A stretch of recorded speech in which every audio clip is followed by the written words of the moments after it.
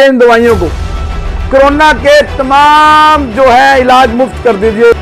बड़े लोग डिंगे हाँकते हैं कि मंदिर बना दिया, मोदी जी ने मंदिर बना दिया 370 खत्म, ये व्यर्थ की बातें हैं।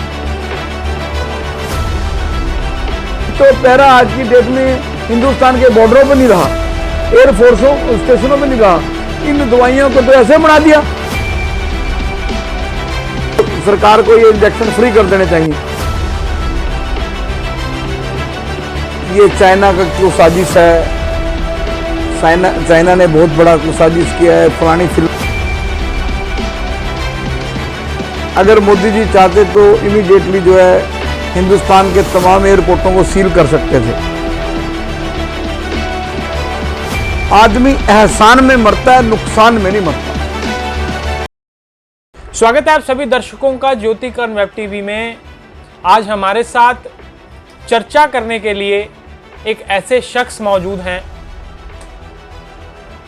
जिनके बारे में अगर हम ना भी बताएं तो भी कोई संकोच नहीं, तो भी कोई हर्ज नहीं, क्योंकि अगर यूं कहूं कि पूरे भारत देश में इस शख्सियत को जाना जाता है तो भी कोई संकोच नहीं। तो आज कोरोना महामारी पे चर्चा करने के लिए हमारे स्टूडियो में हमारे साथ मौजूद हैं एंटी टेररिस्ट फ्रंट इंडिया के राष्ट्रीय अध्यक्ष वीरेश शांडिल्य जी।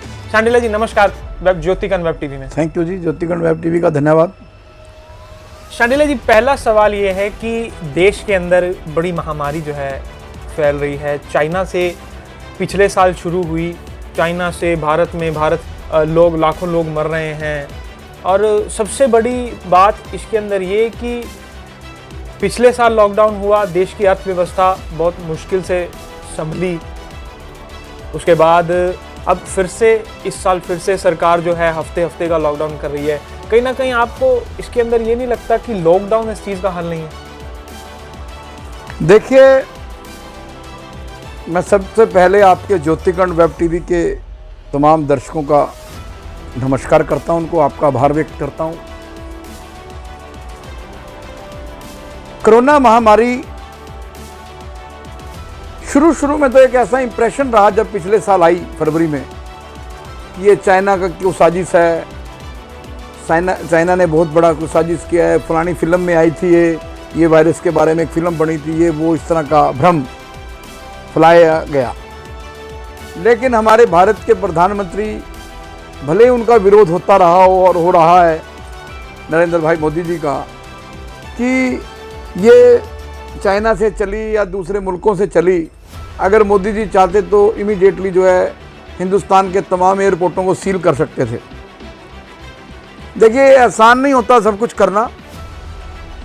एक विदेशों में एक हिंदुस्तान का एक टाई अप है, एक इंटरनेशनल सिस्टम को एकदम हम कोलैप्स नहीं कर सकते, खत्म नहीं कर सकते। और जो कोरोना महामारी आपने कहा कि चाइना से चली, हिंदुस्तान में आई, हिंदुस्तान से चली पूरे देश के राज्यों में आई, उसके बाद लॉकडाउन हुआ, उसके बाद आर्थिक जो व्यवस्था है वो पटड़ी से उतरी। देखिए, मैं ज्योतिकर्ण वेब टीवी के पाठकों को, दर्शकों को जो मुझे सुन रहे हैं, मैं उनको एक बात बता दूं। हमारे बुजुर्ग कहा करते थे, आदमी एहसान में मरता है, नुकसान में नहीं मरता। जब हिंदुस्तान के अंदर गेहूं की दिक्कत आई, उस वक्त लाल बहादुर शास्त्री प्रधानमंत्री थे। उन्होंने नारा दिया था कि देश जो है हालात ठीक नहीं है, गेहूं नहीं मिल पा रहा, एक दिन का व्रत रखें। उनके एक आह्वान पर ढाबे भी बंद हुए, लोगों ने घरों में भी उपवास रखे, व्रत रखे। उसी पद्धति पर, उसी पॉलिसी पर देश के वर्तमान प्रधानमंत्री नरेंद्र भाई मोदी चल रहे हैं। शांडिल्य जी, मैं इस बात में आपकी बात को काटूंगा। आपने बात कही कि उन्होंने कहा था कि एक दिन अगर हम अनछोड़ें तो कोई फर्क नहीं पड़ेगा, पर यहाँ पे पूरे हफ्ते का लॉकडाउन। नहीं, मैं अभी आपकी बात का जवाब पे आ रहा हूँ।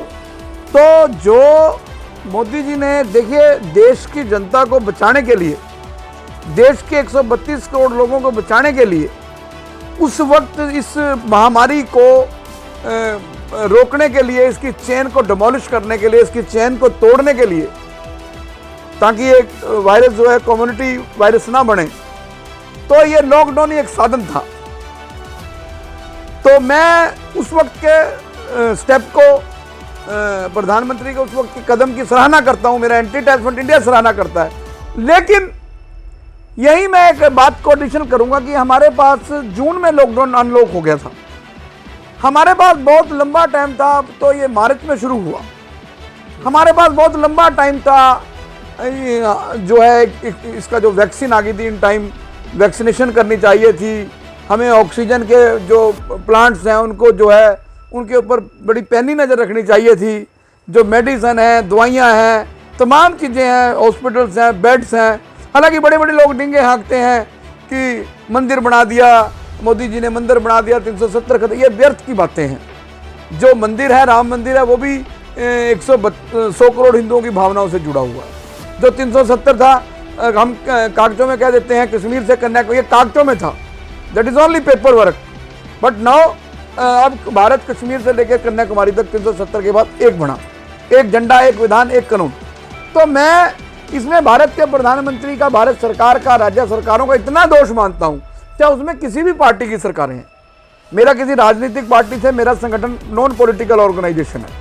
अगर हम इन टाइम, हमें बहुत टाइम दिया कोरोना ने, कोरोना थमा, लॉकडाउन की वजह से थमा, कोरोना की जो चैन जो लॉकडाउन की वजह से टूटी, जिसके लिए भारत के प्रधानमंत्री, भारत राज्य की सरकारें, मैं उनको अप्रिशिएट करता हूँ। हमारे देश के हेल्थ मंत्री, हमारे तो हरियाणा के ऐसे हेल्थ मंत्री रहे जिन्होंने अपनी जान की परवाह ना करते हुए लोगों को बचाया। तो हमें जो टाइम मिला था, हमने उस टाइम का पॉजिटिवली यूटिलाइज नहीं किया, हमें जो ज़रूरत थी उसका उस ढंग से इस्तेमाल नहीं हुआ। अगर वो टाइम हम जो है दवाइयाँ बनाने में, वैक्सीनेशन कराने के लिए लोगों को वो काम हम टाइम लगाते, हॉस्पिटल्स में बेड बनाते, ऑक्सीजन के प्लांट लगाते, हर राज्य में, हर हॉस्पिटल्स में जहाँ जहाँ हम बेड्स बना रहे थे, तो हमने थोड़ी सी, मैं जो हमारे देहात की भाषा अलगेली, थोड़ी सी हमने गैर जिम्मेवाराना काम किया, जिस कारण आज ये कोरोना का दूसरा फेज हम फेस कर रहे हैं।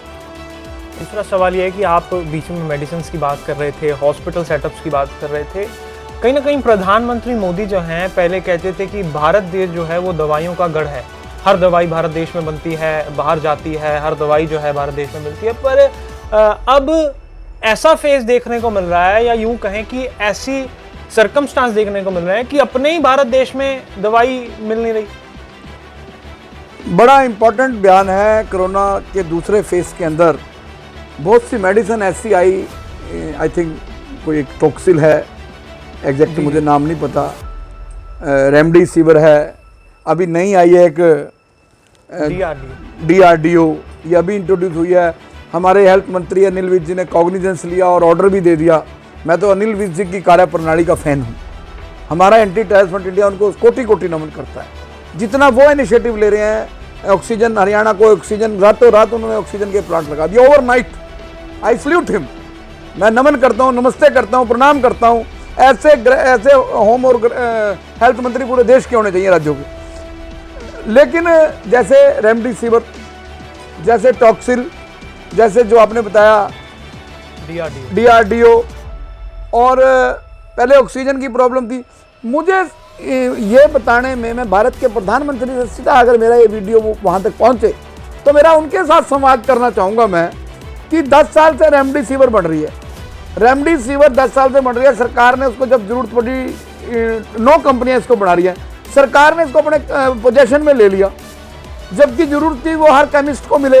हर कोविड, मैंने मांग की थी आज से 20 दिन पहले कि हिंदुस्तान के हर प्राइवेट हॉस्पिटल को कोविड सेंटर बनाए जाएं, 10-10 उन कोविड सेंटर्स के पास जो है रेमडेसिविर भी होनी चाहिए, टॉक्सिल भी होनी चाहिए, DRDO भी होनी चाहिए। अगर है 4 दिन पहले लॉन्च हो रही है दवाई, तो लॉन्च होने का मतलब वो मार्केट में मिलनी चाहिए।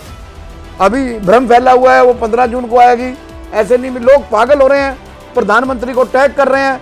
वो एक परफॉर्मा आ रहा है कि मेल भेजिए किस डॉक्टर ने प्रिस्क्राइब की, कहाँ पेशेंट दाखिल है, पेशेंट की क्या हालात है, डॉक्टर उसको रिकमेंड करे दवाई को, जो मैं आपको DRDO बता रहा हूँ। लेकिन साथ ही जवाब आ रहा है ठेंगा, घाट के 3 पात, रिजल्ट 0। जबकि देश के डिफेंस मिनिस्टर और देश के हेल्थ मंत्री डॉक्टर हर्षवर्धन साहब इसका उद्घाटन कर रहे हैं दवाई का, और फिर मिले ना, तो ये रेमडेसिविर, टॉक्सिल, ये DRDO, ये आम केमिस्टों के पास क्यों नहीं है? ये उन हॉस्पिटल्स के पास, प्राइवेट सरकारी हॉस्पिटलों के पास, डॉक्टरों के पास क्यों नहीं है जहां पर कोरोना के मरीजों का इलाज हो रहा है? ये कौन से हीरे जवाहरात हैं? ये कौन सी सरकारी सुरक्षा का नुकसान कर रहे हैं जो सरकार ने ब्लैक मार्केटियों को इंट्रोड्यूस कर दिया? अभी DRDO के पहुंच आए है नहीं, ब्लैक उनकी पहले शुरू होगी। अभी ब्लैक फंगस की कोई दवाइयां ब्लैक होनी शुरू होगी अभी से। आखिर गेम क्या है मोदी जी, गेम क्या है?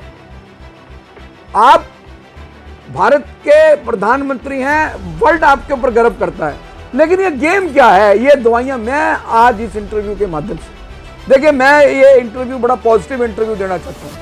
यहां मैं किसी को टारगेट नहीं करना चाहता, ना मैं मोदी जी को टारगेट करूंगा, ना मैं कैप्टन अमरिंदर को करूंगा, ना मैं नीतीश को करूंगा, ना मैं जयराम ठाकुर को करूंगा, ना मैं उद्धव ठाकरे को करूंगा, ना मैं ममता बनर्जी को करूंगा, ना मैं अशोक गहलोत जी को करूंगा, मेरे पास ना मैं दिल्ली के अरविंद केजरीवाल को करूंगा। मेरे पास तो 2+2 बात है। रेमडेसिविर 10 साल से बन रही है, टॉक्सिल बड़ी पुरानी बन रही है, जो ये डॉक्टर रेड्डी की हैदराबाद की कंपनी है, रेड्डी लेबोरेटरी, ये जो दवाई है DRDO, ये बड़ी पुरानी बन रही है, कैंसर के लिए इस्तेमाल होती थी बताया जाता है, जो मुझे हेल्थ डिपार्टमेंट के थ्रू पता चला। तो ये दवाइयों को इतना पैनिक क्यों कर दिया? इन दवाइयों को इतनी तो पैरा आज की डेट में हिंदुस्तान के बॉर्डरों पे नहीं रहा, एयरफोर्सों स्टेशनों पे नहीं रहा। इन दवाइयों को तो ऐसे बना दिया, कमाल कर दी। मैं भारत के प्रधानमंत्री साहब आपसे मांग करता हूं, ज्योतिकण वेब टीवी के माध्यम से, आप तुरंत और तुरंत इन दवाइयों को, जो भी देश में आपने कोविड के हॉस्पिटल बना दिए जहां वेंटिलेटर है, ICU बेड्स हैं, वहां पे जो है ये दवाइयां तमाम वहां अवेलेबल हों। एक नवी सिस्टम चला दिया, पहले CMO की कमेटी बैठेगी, फिर उसको डिस्ट्रिक्ट एडमिनिस्ट्रेशन का ऑफिसर रिकमेंड करेगा, फिर वो दवाई आएगी। अरे भैया, हम सनातन धर्म समाज से जुड़े लोग हैं। जब लक्ष्मण जी मूर्छित हुए तो टारगेट दिया गया था हनुमान जी को कि तूने सूरज उदय होने से पहले पहुंचना है, और हनुमान जी आए। उस दवाई का क्या फायदा जब आदमी के मरने के बाद उसको मिले? अगर मुझे अभी जरूरत है, क्या अगर भारत के किसी सरकार के मंत्री को, किसी बड़े ब्यूरोक्रेट्स को तकलीफ हो जाए, क्या उसको भी थ्रू प्रॉपर चैनल से गुजरना पड़ेगा? व्हाइट पेपर इश्यू कर दे सरकार, मैं मान जाऊंगा। आम आदमी, जो लोग आपको वोट देके सत्तासीन करते हैं, वो आपके सबसे इंपॉर्टेंट, महंगे, आपके अमूल्य साथी हैं। आपके ऊपर 14 में विश्वास किया, आपके ऊपर 19 में विश्वास किया। आप इस कोरोना को हराइए, आपको 24 में भी हम तीसरी बार बनाएंगे। इस कोरोना को चुनौती दीजिए। आप इन ब्लैक मार्केटियों को कौन इंट्रोड्यूस कर रहा है? आप हरियाणा के हेल्थ मंत्री अनिल विज जी को खुली छुट्टी दे दीजिए, आप उनको पहुंचा दीजिए। पूरी खेप मैं देखता हूं कि कोई रेमडेसिविर, टॉक्सिल या DRDO की वजह से मर जाए हरियाणा में अनिल विज जी के होते हुए। ये ब्लैक मार्केट या सिस्टम सरकार द्वारा शुरू किया गया है। सरकार इसके ऊपर शिकंजा कर सकती है। कैसे? जब आम केमिस्टों पे, आम डॉक्टरों पे, आम जो है जहां कोविड हॉस्पिटल है उनको मिले, ये खत्म हो जाएगा मैटर। जिस डॉक्टर को जिस इंजेक्शन की जरूरत है पेशेंट को दे दे। डॉक्टर उसकी उसका जो समरी है, उस समरी में लिख दे कि मैंने टॉक्सिल लगा दिया, उस समरी में लिख दे इसको रेमडेसिविर लगा दिया। डॉक्टर क्यों पूछे? डॉक्टर क्यों रिकमेंड करे? एक DC को क्या पता है रेमडेसिविर क्या है? पुराने बुजुर्ग कहते हैं जिसका काम उसी को साझे। एक चीफ सेक्रेटरी को क्या पता है रेमडेसिविर क्या है, टॉक्सिल क्या है? क्या चीफ सेक्रेटरी या ACS हेल्थ या दूसरे तीसरे चौथे या मंत्री MLA ये अपना इलाज अपने आप कर सकते हैं? फिर ये दवाइयों के ऊपर जो है कुंडली मारकर क्यों बैठ गए? जो जिसका काम है, जो जिसका डिपार्टमेंट है, उसको दो। शांडिल्य जी, इसी के बीच में स्वास्थ्य विभाग से जुड़ी बात है कि रोज़ जो है हमारी टीम जो है सोशल मीडिया पे काफ़ी अपडेट रहती है, काफ़ी अपडेट रोज़ देखती है। कहीं ना कहीं ऐसे वीडियोस देखने को मिलते हैं कि लोग सड़कों के ऊपर गाड़ियों के बीच में मर रहे हैं, लोगों को अस्पतालों में बेड नहीं मिल रहे हैं, ऑक्सीजन नहीं मिल पा रही है। क्या आप कहीं ना कहीं ये मानते हैं कि अभी जो हमारा देश का हेल्थ डिपार्टमेंट है वो कहीं ना कहीं प्रॉपर तैयारी नहीं कर पा रहा है या वीक है कहीं ना? देखिए, ये बात मैं आपको कह चुका हूँ। हमारे जो देश में जो कोरोना की फर्स्ट वेव थी, पहली लहर थी, उसी के अंदर हमें सचेत होके जब अनलॉक हुआ देश, तो हमें उस वक्त उस कार्रवाई पर लग जाना चाहिए था। हमें ऐसा कभी हुआ कि जब इंदिरा जी ने 2 बार पाकिस्तान को शिकस्त दी और 90,000 सैनिक उनके कब्जे में ले लिए, ऐसा तो नहीं हुआ कि बॉर्डर से फोर्स सेना हटा ली, जीतने के बाद भी बॉर्डर पे हमारे जवान तैनात रहे? ऐसा नहीं हो सकता। ऐसा हो सकता है कि मोदी जी बाहर विदेश में अमेरिका में जाएं, उनको वहाँ सुरक्षा कवच नहीं मिलता। हम लेट हो गए, हमारा हेल्थ सिस्टम कोलैप्स नहीं हुआ, थोड़ा सा हम भटक गए। हमें ये उम्मीद नहीं थी कि ये दूसरी वेव भी आ जाएगी, इतनी जल्दी आ जाएगी।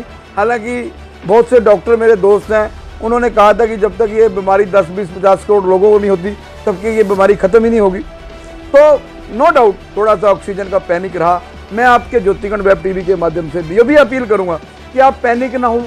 लोग ऑक्सीजन ऑक्सीजन ऑक्सीजन, लोगों ने घर के अंदर स्टॉक कर लिया ऑक्सीजन का, इंजेक्शनों का स्टॉक कर लिया। भाई तुम इंजेक्शन स्टॉक करके क्या करोगे? तुम ऑक्सीजन के सिलेंडर का स्टॉक करके क्या करोगे? तो कहीं ना कहीं कमियां रही हैं, लेकिन ऐसे टाइम में, महामारी के टाइम में, हम सरकार को हर तरह का दोष देना या विपक्ष द्वारा उसको हर वक्त घेरे रखना, ऐसे टाइम में हमें ज्वाइंट हैंड होना चाहिए। महामारी भारत सरकार की देन नहीं है, कुदरत की देन है। हमें ऐसे टाइम में सरकार के साथ खड़ा होना चाहिए, जैसे कभी इतिहास में, हिस्ट्री में अटल जी हुआ करते थे कांग्रेस के साथ। आज तमाम राजनीतिक पार्टियों को मोदी जी के साथ खड़ा होना चाहिए। इस महामारी में हर आदमी को अपने दरवाजे खोल देने चाहिए, लंगर लगाने वाले को लंगर खोल देने चाहिए, जिसके बाद जितनी समर्था है।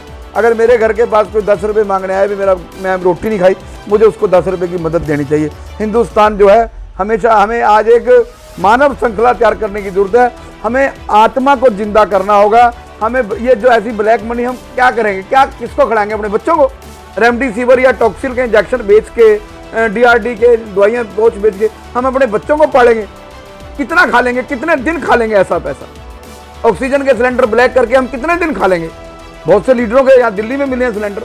सेम, रुकिए, समझिए, भगवान है, भगवान से डरिए, परमात्मा से डरिए।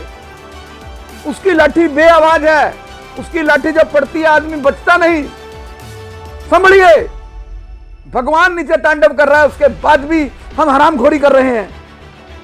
तो मैं तो यही कहूंगा कि हमें एक दूसरे के ऊपर एलिगेशन और काउंटर एलिगेशन की बजाय ज्वाइंट हैंड होकर इस बैटल को लड़ना चाहिए। इस महामारी के खिलाफ हमें जन आंदोलन खेलना चाहिए। और जो सरकार की पॉलिसीज हैं, जो गाइडलाइन है, सोशल डिस्टेंस, डबल मास्क, थूकना नहीं, पुलिस कब तक चलान करती रहेगी? आपके नया रिवाज आ गया, आप डॉक्टरों के खिलाफ जो है वीडियो बना लेते हैं, नर्सों के खिलाफ वीडियो। मैं नर्सों से भी, डॉक्टरों से भी अपील करूंगा, लोगों से भी अपील करूंगा। डॉक्टर आपके दुश्मन नहीं है, नर्सें आपकी दुश्मन नहीं है, और नर्सों और डॉक्टरों से आम आदमी आपके दुश्मन नहीं है।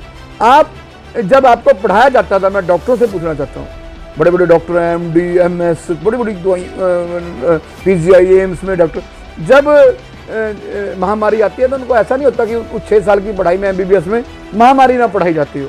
पैनिक होने की जरूरत नहीं है। अगर हमारे बॉर्डर पर फौजी जागने से डर देगा या मना कर देगा, फिर दुश्मन के साथ कौन लड़ेगा? महामारी में डॉक्टर अगर डरेंगे तो फिर देश कैसे बचेगा? देश को प्राइम मिनिस्टर नहीं बता सकता। प्राइम मिनिस्टर तो एक स्केच तैयार कर सकता है देश को बचाने का, पैसे दे सकते हैं, दवाइयाँ ला सकते हैं, ऑक्सीजन प्लांट लगा सकते हैं, लेकिन लड़ाई तो डॉक्टर ने करनी है। किसी को ऑपरेट तो डॉक्टर ने करना है, वो ना कोई प्राइम मिनिस्टर कर सकता है, भले ना वो हेल्थ मंत्री कर सकता है, वो तो डॉक्टर ने करना है। इसलिए डॉक्टर भी पैनिक ना हो, एक दूसरे को नीचा ना दिखाएं, नीचा ना गिराएं, कोविड पेशेंट से डरे ना, कोविड पेशेंट को पैनिक ना करें, कोविड पेशेंट के लिए से नफरत ना करें। अब तो कोई एड्स के मरीज से नहीं डरता, टीबी के मरीज से नहीं डरता, बड़ी अवेयरनेस आई है। तो एक मानव श्रृंखला बनाने की जरूरत है, डरने की जरूरत नहीं है। आप मैं आपको एक और बात बताऊंगा मिस्टर शिव, कि ये जो लॉकडाउन लगा है, पिछली बार के कंपैरेटिवली इतनी बार लॉकडाउन अच्छा लॉकडाउन नहीं है। आज समाज के दुश्मन हो गए, समाज के लोग अंदर दुकानों में बैठ के काम कर रहे हैं, बाहर अपने नौकर बैठाए उनको ऑर्डर दे रहे हैं। अरे कैसे बचोगे आप? अगर देश बचेगा, समाज बचेगा, स्टेट बचेगा, जिला बचेगा, तभी तो आप दुकानदारी चलाओगे। अगर ये कम्युनिटी के अंदर आ गई, फिर संभल जाइए। मैंने आपको शुरुआती टाइम में कहा था, जब बोला था मैं, आदमी एहसान में मरता है, नुकसान में नहीं मरता। थोड़े से टाइम का नुकसान, आपका जीवन, आपके परिवार का जीवन, आपके बच्चों का जीवन, आप अपने परिवार के लिए महत्व है, आप समाज के लिए महत्व है, समाज जिले के लिए महत्व है, समाज के बिना शून्य है। थोड़ा सा कोरोना को छोड़ के मैं हल्का सा या थोड़ा सा राजनीति एक सवाल पे आऊँगा कि आपके जो हरियाणा के गृह मंत्री हैं माननीय अनिल विज, उन्होंने एक बयान दिया था कि कांग्रेस पार्टी जो है इस महामारी के अंदर भी चुप नहीं बैठ रही है, हर जगह मोदी सरकार को घेर रही है, हर बात पे पलटवार कर रही है।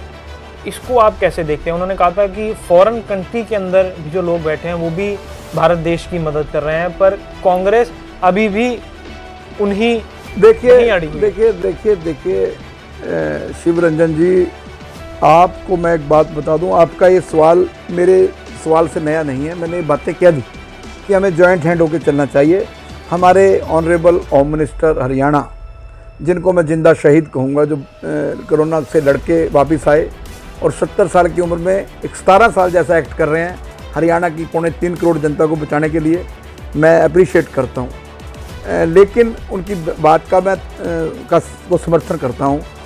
मैंने क्या कहा कि अभी आज के दिन विपक्ष का होना बहुत ज़रूरी है। किसी भी देखिए, विपक्ष ना हो तो सत्ता की कोई कीमत नहीं है। सत्ता पक्ष की कोई इनरिस्पॉन्सिबल वर्किंग को चैलेंज तो वही देंगे लोगों के सामने, तो वही लेके जाएंगे।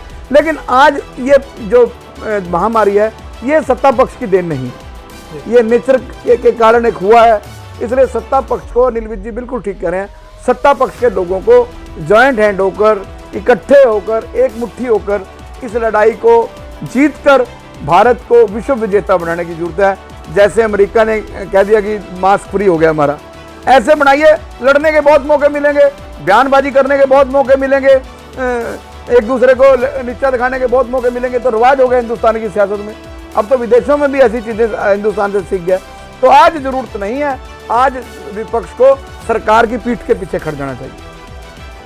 इंजेक्शन कोरोना वायरस का जो है बन चुका है, 3-4 कंपनियां जो हैं वो इंजेक्शन को बना रही हैं, कोवैक्सीन हो, कोविशील्ड हो। अब एक और जर्मन की मेरे ख्याल से कंपनी है जो अब एक और वैक्सीन पास हो चुकी है और वो भारत देश में आ जाएगी, छोटे बच्चों के लिए बन चुकी है। पर कहीं ना कहीं अभी भी लोगों के अंदर डर है, एक पैनिक फैला हुआ है कि अभी वैक्सीन जो है ठीक नहीं है लगवाना, या वैक्सीन हम नहीं लगवाएंगे। देखिए, बड़ा कोरोना की डिस्कशन में, कोरोना महामारी की डिस्कशन में, this is very important question. मैं जब इंजेक्शन लगवाने गया जी, मेरे अंदर भी डर था जी। जब मेरा बेटा इंजेक्शन लगवाने की गया, उसके अंदर भी डर था। जब मेरे और रिलेटिव इंजेक्शन लगवाने गए, उनके अंदर भी डर था। जब मेरी वाइफ इंजेक्शन लगवाने गई, उसके अंदर भी डर था। तो ये डर एक दिन तो निकलना है। जब मेरे लग गया, मैंने कहा कुछ भी नहीं। जब मेरी वाइफ के लग गया, उसने कहा कुछ भी नहीं। जब मेरे बेटे को लग गया, एक कहानी थी, एक राजा ने कहा कि मेरी प्रजा सवेरे एक तालाब है, इसमें एक कटोरी दूध की डाले और इसको भर दे। वीरेश चंडीला ने कहा यार वो बी डाल देगा, बी ने कहा यार सी डाल देगा, मेरी कटोरी से क्या फ़र्क पड़ता है। सी ने कहा डी डाल देगा, मेरी कटोरी से क्या फ़र्क पड़ता है। डी ने कहा ई डाल देगा। अल्टीमेटली जेड ने कहा, दूसरे ने डाल दी होगी। वो तालाब सुबह राजा ने देखा खाली पड़ा था। ये एक बहुत बड़ी वैक्सीन ना लगना, वैक्सीन से डरना, वैक्सीन के प्रति लोगों में दहशत होने के कारण जो है ये कोरोना की सेकेंड वेव जो है डेथ का कारण बनी, लोगों की मौत का कारण बनी। इससे बड़ा पेनफुल नहीं हो सकता कि सब जो हैं शमशान घाट के बाहर वेटिंग कर रहे हैं, मैं आँखों में पानी आता है, खून के आंसू आते हैं। तो ये इसकी मूवमेंट, इसकी अवेयरनेस उसी दिन से सरकार को कर देनी चाहिए थी जिस दिन जून में अनलॉक हुआ। लेकिन कहते हैं होनी बलवान है, होनी को कोई नहीं रोक सकता। रावण को जो है इतना विद्वान था, रावण को उसके परिवार के लोगों ने, कुंभकर्ण ने कितना समझाया, उसकी वाइफ ने कितना समझाया, लेकिन कहते हैं होनी बलवान है। यश अपयश हानि लाभ जीवन मरण ये विधि हाथ है। मैं इसको मोदी जी का कसूर नहीं मानूंगा। जिन्होंने टीके नहीं लगवाए थे आज वो पछता रहे हैं, और जिन्होंने टीके लगवाए थे उनको कोरोना हुआ, कोरोना उनको छू के निकल गया। तो मैं अपील करूंगा ज्योतिकण वेब टीवी के माध्यम से, मोदी जी मैं आपका आभार व्यक्त करता हूं, आपकी टीम का आभार व्यक्त करता हूं, जो आप जो है WHO का आभार व्यक्त करता हूं, एम्स का आभार व्यक्त करता हूं, जहां से आप विदेशों से टीके मंगवा रहे हैं, कि अब तो बच्चों के लिए भी आप जो है टीका मंगवा रहे हैं। आप आने वाले भविष्य का भी को लेकर कितने चिंतित हैं। ऐसे संत सिपाही को मैं प्रणाम करता हूं। ऐसे संत सिपाही के साथ पूरे देश की जनता को कोऑपरेट करना चाहिए। अगर वो कह रहे हैं हरियाणा के या देश के लोग कह रहे हैं, सरकारें कह रही हैं लॉकडाउन, तो लॉकडाउन का मतलब घर बैठ जाओ। मैं रात कनाडा में बात कर रहा था अपने दोस्त के साथ, उसने कहा, मैंने कहा क्या पोजीशन है, कि हमारे यहाँ रोज़ जो है 2000 लोग पॉजिटिव आ रहे हैं, और मैंने कहा लॉकडाउन का टोटली लॉकडाउन है जून तक। तो वहाँ लॉकडाउन का मतलब लॉकडाउन, हमारे हिंदुस्तान में लॉकडाउन का मतलब मजाक। अब केमिस्ट वाले खोल दिए, करियाने वाले खोल दिए, असेंशियल सर्विस वाले खोल दिए। अगर कोई पुलिस वाला पूछ रहे मैं तो दवाई लेने जा रहा जी, कहाँ जा रहा जी, मैं तो करियाना लेने जा रहा जी, कहाँ जा रहा जी, मैं तो वहाँ जा रहा जी, कहाँ जा रहा जी, मैं तो यहाँ जा रहा जी। तो इन तमाम चीज़ों को फोकस करके अगर और सख्ती से भी लॉकडाउन लगाने की ज़रूरत पड़े, मैं भारत के प्रधानमंत्री से मांग करूंगा, आप सख्ती से लॉकडाउन लगाएं, लोगों को दवाइयाँ दें, रेमडेसिविर दें, कोविड हॉस्पिटल्स को रेमडेसिविर दें, सख्त लॉकडाउन लगाना पड़े लगाएं। लेकिन मैं उससे पहले कहूँगा मीडियम, अपर मीडियम, लोअर मीडियम, उनके लिए एक पैकेज। अगर 2 महीने का लॉकडाउन करना है तो जितने उनके परिवार के सदस्य हैं 5-5, 10-10, 20-20 हज़ार रुपये पर हेड फैमिलीज़ को मिले, फिर चाहे 2 महीने देश को बचाओ। मोदी जी, आप देश को बचाओ, आपके पास धन की कोई कमी नहीं, एब्सोल्यूट मेजोरिटी, आपको कोई पूछने वाला नहीं, रोकने वाला नहीं, देश आपके हाथ में सुरक्षित है, हम ये समझते हैं। आप ये चीज़ साबित करिए, आप अपने लोगों को बचाइए, आप अपनी देश की जनता को बचाइए। जो डॉक्टर, मैंने एक वीडियो सुना, कल एक नर्स बोल रही थी इतने लोग मर रहे हैं, अगर तेरी माँ मर गई तो क्या फ़र्क पड़ता है। नहीं, ऐसी जो है बातें ना कीजिए जो किसी के दिल को, दिमाग को चीर दें। चलते चलते एक सवाल करेंगे कि अब लगातार केस बढ़ रहे हैं, कुछ लोग समझदारी दिखा रहे हैं, इंजेक्शन भी लगवा रहे हैं, मैंने जैसे सवाल किया था, केस बढ़ रहे हैं, तो चलते चलते हमारे दर्शकों को वीरेश शांडिल्य की तरफ से, क्योंकि वीरेश शांडिल्य एक राष्ट्रीय नेता हैं, हिंदुस्तान के नेता हैं, सभी जानते हैं, पहचानते हैं, एक बड़ी शख्सियत है, तो कहीं ना कहीं मैं ये मानता हूँ कि वीरेश शांडिल्य की बात को शायद इतना पॉलिटिकल पर्सन को नहीं सुना जाएगा जितना एक वीरेश शांडिल्य को मैं मानता हूं कि आपकी बात को लोग ज़्यादा समझेंगे। तो चलते चलते क्या संदेश जो है इसके ऊपर देंगे? देश की जनता को सबसे पहला इस गीत का जो माध्यम से मेरा संदेश है, बस यही अपराध मैं हर बार करता हूं, आदमी हूं, आदमी से प्यार करता हूं। एक दूसरे को प्यार कीजिए, एक दूसरे को बचाइए, सोशल डिस्टेंस का इस्तेमाल कीजिए, पार्किंग मास्क का इस्तेमाल कीजिए, सड़कों पे थूकिए ना, जो है घर में रहिए, और अगर किसी की कैजुअलिटी हो रही है तो वो 4 लोग ही अपने घर बैठ के टेरवी कर लें, वो एक्सपेक्ट ना करें, वो किसी को कार्ड ना जारी करें, वो किसी को बताएं ना। इस टाइम में हमें सबको एक दूसरे का साथी बनना पड़ेगा। परसों एक बड़ी अच्छी बात आई थी कि तीसरे चरण में वही बचेंगे जिसके 2 चरण घर में रहेंगे। ये चाहे हंसने वाली बात है, लेकिन इसका मैसेज बड़ा डीप है। नंबर 2, अगर सरकार ने लॉकडाउन किया है, अनिल विज जी ने हरियाणा में लॉकडाउन किया है, मैं तो पंजाब के चीफ मिनिस्टर साहब से भी कहूँगा कि सख्ती कीजिए और लोग अनिल विज जी का, बाकी मंत्रियों का, सरकारों का साथ दें। ये लॉकडाउन भी आपके हिफाजत के लिए लगा है, आपके लिए लगा हुआ। नंबर 3, मेरी भारत सरकार से एक ही अपील है कि जो कोविड हॉस्पिटल देश में बनाए हुए हैं उनको, तमाम हॉस्पिटल्स को तमाम वो कोरोना रक्षक दवाइयाँ दी जाएँ, जो उनको धक्के ना खाने पड़े। हमें ब्लैक मार्केटियों के खिलाफ केस क्यों दर्ज करना है? जब आम दवाई हर काउंटर पे उपलब्ध होने लग जाएगी तो ब्लैक मार्केट कहाँ रह जाएगी? आप कर दो, सरकार को ये इंजेक्शन फ्री कर देने चाहिए, फ्री कर देने चाहिए। मोदी जी, आप एक बार अपने मुंह से बोलिए, अगर आप हिंदुस्तान के 132 करोड़ लोगों को ये कहेंगे ना कि हर आदमी 100 रुपये दे, तो आपकी एक आह्वान पे दे देंगे।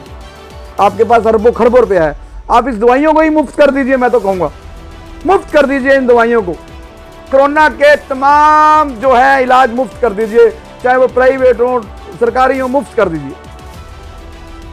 अगर मुफ्त नहीं कर सकते तो मुफ्त जैसे कर दीजिए। यही मेरी अपील है। बचो, बचाओ, समाज को बचाओ। आप एक आदमी, अपने परिवार, एक आदमी के चले जाने से 20 परिवार डिस्टर्ब हो जाते हैं। इन तमाम चीज़ों का ध्यान रखने की जरूरत है। फेसबुक पर देख रहे हैं तो हमारे चैनल को लाइक एवं फॉलो करें। अगर यूट्यूब पर देख रहे हैं तो बेल आइकन दबाकर सब्सक्राइब करें और ताजा अपडेट्स के लिए www.jyotikant.com पर हमेशा जुड़े रहें।